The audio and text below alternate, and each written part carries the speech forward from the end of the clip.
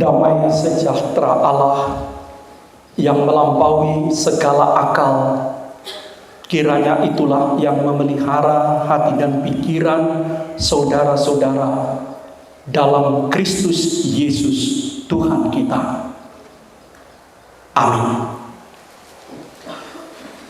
Bapak Bupati dan semua jajarannya, kawan-kawan pelayan Tuhan, jemaat yang dikasihi oleh Kristus. Pertama-tama kami mengucapkan kepada kita semua, Selamat Paskah. Selamat Paskah. Tuhan sudah bangkit. Tema Paskah Nasional yang ditetapkan oleh Persekutuan Gereja-Gereja di Indonesia dan Konferensi Wali Gereja di Indonesia dipetik dari Injil Matius pasal yang ke-28 ayat 7 dan 10. Disingkat dengan sebuah kalimat, Ia mendahului kamu ke Galilea. Jangan takut. Kalau kita bahasa Batakkan, Joloanan nadohamu tu Galilea, unang mahamu mabiar.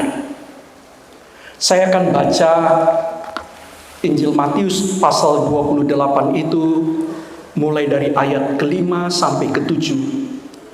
Nanti dilanjutkan ayat 9 dan 10. Akan tetapi malaikat itu berkata kepada perempuan-perempuan itu, janganlah kamu takut. Sebab aku tahu kamu mencari Yesus yang disalibkan. Ia tidak ada di sini, sebab ia telah bangkit. Sama seperti yang telah dikatakannya, mari, lihatlah tempat ia berbaring. Dan segeralah pergi dan katakanlah kepada murid-muridnya bahwa ia telah bangkit dari antara orang-orang mati. Ia mendahului kamu ke Galilea. Di sana kamu akan melihat dia. Sesungguhnya aku telah mengatakannya kepadamu. Tiba-tiba Yesus berjumpa dengan mereka dan berkata, salam bagimu. Mereka mendekatinya dan memeluk kakinya serta menyembahnya. Maka kata Yesus kepada mereka, jangan takut. Pergi dan katakanlah kepada saudara-saudaraku supaya mereka pergi ke Galilea, dan di sanalah mereka akan melihat aku. Sampai demikian pembacaan kita. Saudara-saudara seiman, supaya kita dapat menangkap dengan sangat dalam makna Paskah, kebangkitan Tuhan itu, baiklah kita melihat sejenak bagaimana suasana batin, kondisi psikologis para murid Yesus pasca penyaliban Yesus Sang Guru itu. Kita tahu murid-murid Yesus itu adalah orang-orang sederhana, orang-orang kecil. Sebahagian dari mereka berlatar belakang nelayan desa. Mereka bukan dari kalangan terdidik, apalagi elit. Mereka dipanggil Yesus menjadi murid-muridnya. Lantas mereka meninggalkan segala sesuatu, mengikut Yesus, berkelana dari satu desa ke desa yang lain, mewartakan kerajaan Allah. Para murid-murid sederhana itu seperti orang banyak takjub kepada Yesus yang berkhotbah dan mengajar dengan penuh wibawa, pakai bahasa Batak, dengan penuh sahala, penuh otoritas. Mereka juga kagum Yesus melakukan banyak sekali mujizat, menyembuhkan yang sakit, membuat yang lumpuh berjalan, mencelikkan mata yang buta, mentahirkan yang kusta, bahkan membangkitkan yang mati. Bahkan Yesus menenangkan badai di Laut Tiberias. Mereka juga kagum, tapi pasti pakai bahasa Medan bercampur ngeri-ngeri sedap, karena Yesus sangat berani berhadapan dengan pemuka-pemuka agama, pemuka masyarakat Yahudi pada waktu itu. Orang-orang yang sangat terhormat dan sangat disegani pada waktu itu. Yesus dengan berani melawan dan membongkar apa yang dianggapnya kemunafikan mereka. Sama seperti orang banyak, murid-murid ini berharap Yesus akan membebaskan masyarakat Yahudi dari penjajahan Roma dan menjadi raja, memulihkan kerajaan Daud yang sudah ratusan tahun runtuh.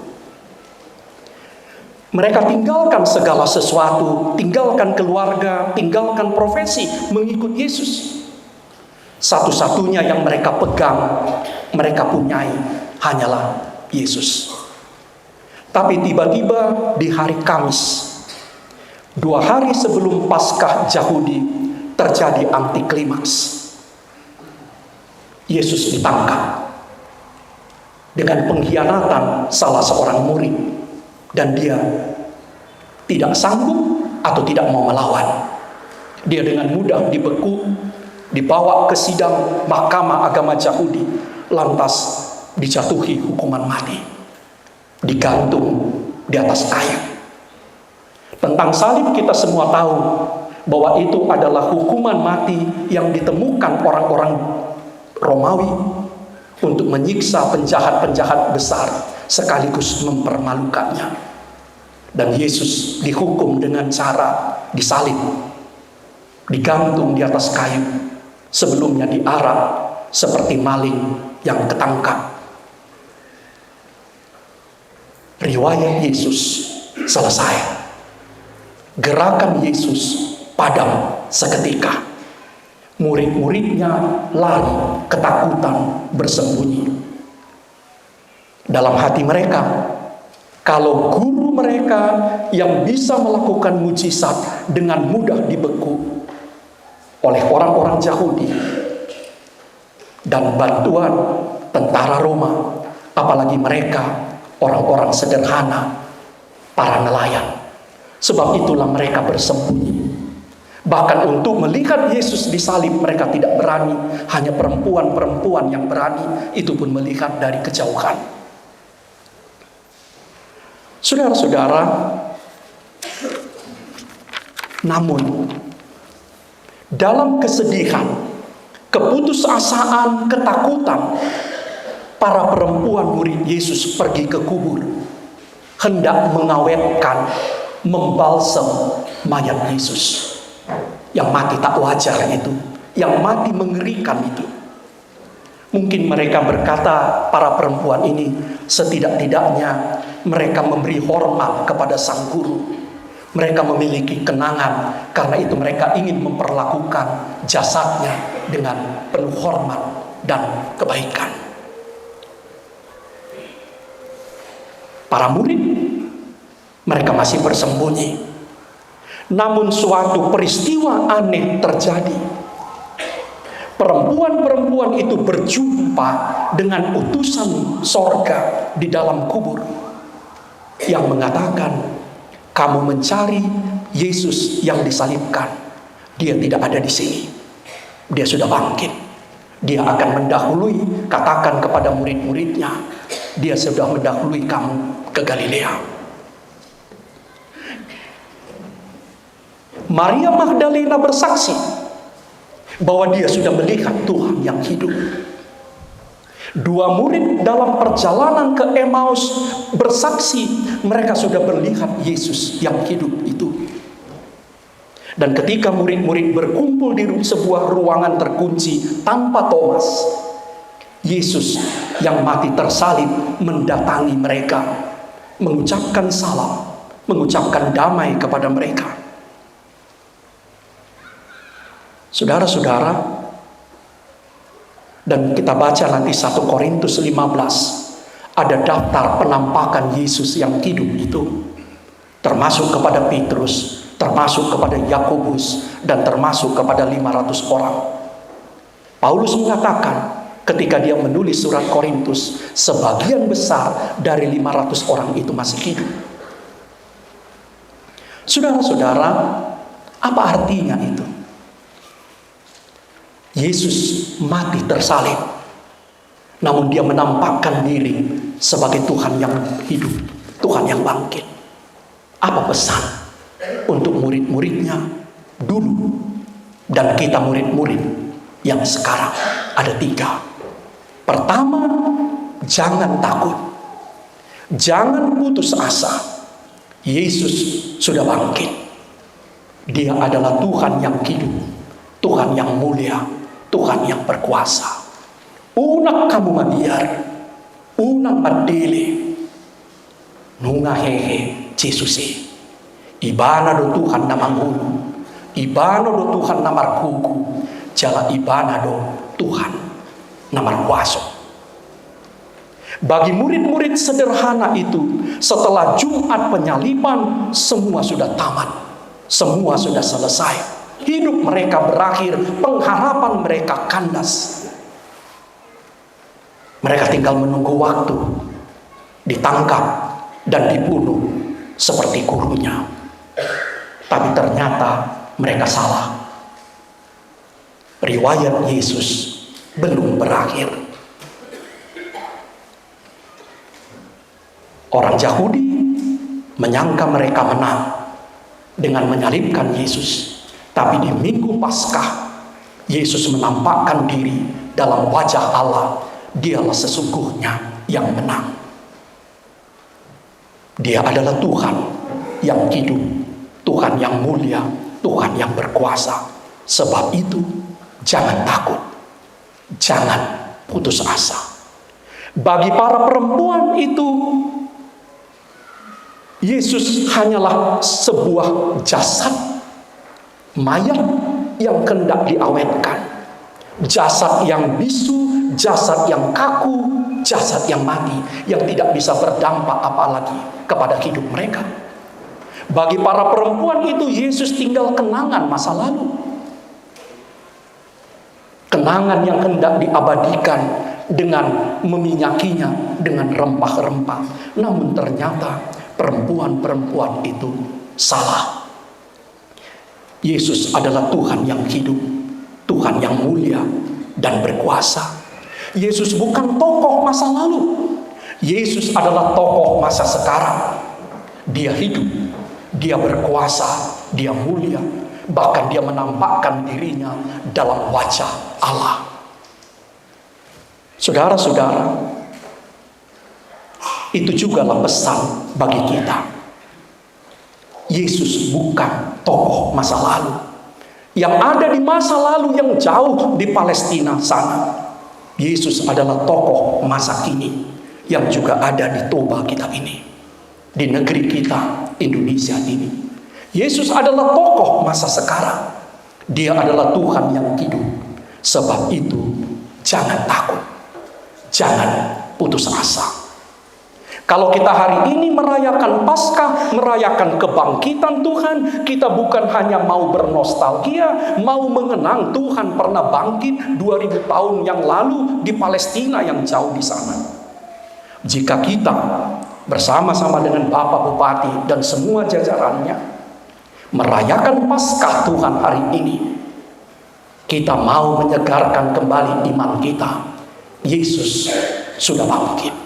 Dia adalah Tuhan yang hidup. Dia adalah Tuhan yang mulia, yang berkuasa. Sebab itu semangat Paskah adalah semangat melawan ketakutan, semangat melawan keputusasaan. Semangat Paskah adalah semangat melawan biar diroha, melawan padilean. Jangan takut dan jangan putus asa. Unak kamu mabiar. Jala unang marpadilean nungahehe Kristusi. Ibana do Tuhan namangului, ibana do Tuhan nagugui, ibana do Tuhan nasangat namarmuliai. Pesan kita yang kedua, sebagaimana tema bersama KWI dan PGI, carilah dan jumpailah Yesus yang mati tersalib dan yang dibangkitkan itu di Galilea. Maksudnya di kota, di kampung, di tengah realitas kehidupan. Sebab dia mendahului kita masuk ke realitas kehidupan kita. Galilea itu simbol kehidupan. Galilea itu pemukiman. Galilea itu kota. Kalau dikatakan Yesus mendahului kamu ke Galilea, dia mendahului kita masuk ke dalam kehidupan. Ada yang menarik, amang inang. Kalau kita baca di Alkitab, Molo tajaha di Bibeli, holan sahala do napa jupang dohot Jesus nong hehe di parbadaan di Yudea. Ima si Maria Magdalena danga dong na apa jupang dohot Jesus nong hehe di Yudea. Holan si Maria Magdalena dong. Ipe dung ditudali si Maria Magdalena udiani. Mula ibana Tuhan muluan. Hari ini kita berkumpul di gereja yang diberi nama, mengambil nama misionaris terkenal Ingwer Ludwig Nommensen. Sebelum Nommensen melayani, dia naik berdoa ke gunung Siatas Barita yang kita kenal sekarang Salib Kasih. Dia berdoa menghadap Rura Silindung. Dan pada saat itulah dia mendapat sebuah penampakan bahwa dia telah melihat gereja berdiri di 8 mata penjuru angin. Dia telah melihat, dia mendengar lonceng berbunyi dari 8 mata penjuru angin. Dan dia melihat anak-anak sekolah minggu berlarian. Padahal waktu itu belum satu pun berdiri gereja di Selindung, di seluruh Tanah Batak. Ada yang menarik. Waktu itu Nommensen berdoa, dia tidak membelakangi Rura Silindung, tapi menatap Rura Silindung. Kalau sekarang saudara dan saya ke sana, ada semua di sana ruang-ruang doa, kita justru membelakangi Rura Silindung, menghadap ke dinding batu. Apa yang mau kita katakan di situ? Mendoa, beribadah untuk berjumpa dengan Kristus. Tataplah kehidupan. Sebab di tengah kehidupanlah, di tengah kenyataan, di bagasan hanguluat taido, pajupak kita dohot Yesus nong mate tarsilang, jalan nong pinakehe di Bapa. Amanginan, saban kali ada seorang anggota jemaat mau masuk ke ruang operasi, doa saya, pesan saya, masuklah ke ruang operasi, percayalah, Yesus sudah lebih dulu hadir di ruang operasi itu. Saban kali ada seorang remaja dengan rasa galau mau pindah kota karena melanjutkan sekolah, pesan saya, berangkatlah dengan berani. Yesus sudah ada di tempat kau yang akan tuju. Saban kali ada seorang jemaat mengadu bahwa dia sangat takut menghadapi masalah dan rasanya ingin lari. Saya katakan, kembalilah, hadapilah masalah. Di tengah-tengah masalah itulah kau berjumpa dengan Yesus yang bangkit itu. Saudara-saudara, sebab itu berita Paskah, berita kebangkitan Tuhan adalah penguatan kita untuk hidup dalam kenyataan, hidup di masyarakat. Jangan pernah lari dari kenyataan, jangan pernah lari dari masalah, jangan lari dari dunia. Sebab Tuhan hidup dan dia ada bersama kita dalam realitas. Dia ada bahkan lebih dulu masuk ke Galilea, ke kota, ke kampung, ke dalam kehidupan kita. Sebab itu pertanyaannya, siapa di antara Amang dan Ina, siapa di antara saudara dan saya yang ingin berjumpa dengan Yesus yang bangkit itu? Isi dosyak kamu, sianau, nanaing pajupang doho Yesus natar silang nong hei. Alusna didapoton maibana di bagasan hanguluan, didapoton maibana di bagasan hanguluan. Jumpailah dia dalam kehidupan, dalam pergumulan ekonomi, dalam pergumulan sosial, di tengah-tengah masyarakat di negeri kita. Sebab dia lebih dulu masuk ke tengah-tengah kehidupan itu. Ketiga dan terakhir, apa pesan Paskah untuk kita? Ikutlah berpartisipasi dalam pekerjaan Tuhan. Ikutlah ambil bagian dalam pekerjaan Tuhan. Dohok ma di bagasan ulaon itu hani. Saudara-saudara, Yesus masih bekerja sampai hari ini. Sampai hari ini Yesus masih menyembuhkan. Sampai hari ini Yesus masih menghibur. Sampai hari ini Yesus masih membangkitkan yang mati. Yesus masih mengajar. Yesus masih membagi-bagikan cinta kasih-Nya. Saat tu sinwai, saat tu inganata, tu kabupateta, tu negarata. Mangula dope Jesusi masagihon holong nai. Mangula dope Jesusi pamalupon. Mangula dope Jesusi mangalion barita las ni roha. Tuak kana marhabok ni roha. Jalan itu gihon ibana do asa marsidoho kita di ulaun nai. Dia mengajak kita untuk ambil bagian dalam pekerjaannya. Orang Kristen tidak boleh hanya menjadi penonton pekerjaan Tuhan. Juga di Toba ini. Sekali lagi, orang Kristen tidak boleh hanya menjadi penonton, menjadi komentator dari pekerjaan Tuhan. Juga di Toba ini, juga di Indonesia ini. Tuhan masih mendatangkan kebaikan bagi Toba. Tuhan masih mendatangkan kebaikan bagi Indonesia. Tuhan masih mendatangkan kebaikan bagi kehidupan kita. Jangan hanya menonton, jangan hanya memberikan komentar. Ikutlah dalam pekerjaannya. Ikutlah dalam pekerjaannya. Saudara-saudara, saya mengundang kita nanti pulang ke rumah membaca kisah kebangkitan, baik di Injil Matius, Injil Markus, Injil Lukas maupun Injil Yohanes. Perjumpaan dengan Tuhan yang bangkit itu mendorong manusia untuk gembira, untuk antusias, bergairah. Dan perjumpaan dengan Tuhan yang bangkit itu mendorong manusia untuk bersaksi, untuk melayani, untuk mengasihi. Ada korelasi langsung antara pekabaran Injil, antara kesaksian dengan kebangkitan Tuhan. Dua amanat agung pekabaran Injil, Matius 28, 18 dan 20, Markus 16 ayat 15, semua berkorelasi langsung dengan kebangkitan Tuhan. Apa artinya itu? Kalau kita sungguh-sungguh berjumpa dengan Yesus yang bangkit, maka kita didorong untuk bergairah, berkarya. Didorong bergairah untuk melayani, didorong bergairah untuk mengasihi.